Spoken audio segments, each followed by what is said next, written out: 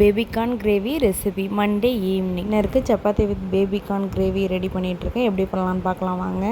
அதுக்கு ஃபஸ்ட்டு கடாயில் வெங்காயம், தக்காளி, பச்சை மிளகாய், காஞ்ச மிளகாய், இஞ்சி, பூண்டு எல்லாத்தையும் போட்டு நல்லா வதக்கி எடுத்துக்கலாம். மூடி போட்டு ஒரு 5 to 10 மினிட்ஸ் நல்லா வதக்கி எடுத்துக்கலாம். அந்த கேப்பில் பேபிகார்னை வாஷ் பண்ணிவிட்டு குட்டி குட்டியாக ஸ்லைஸாக கட் பண்ணிக்கலாம்.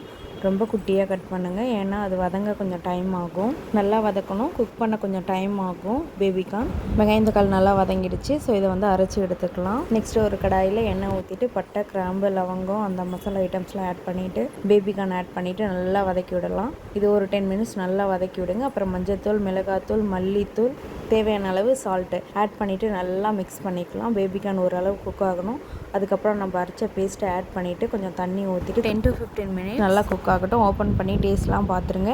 கொத்தமல்லி போட்டு இறக்கிட்டா சுவையான பேபிகார்ன் கிரேவி ரெடி. சப்பாத்தியோட டேஸ்ட் அல்டிமேட்டாக இருக்கும். கண்டிப்பாக ட்ரை பண்ணி நெக்ஸ்ட் வீடியோ மீட் பண்ணலாம். பாய்.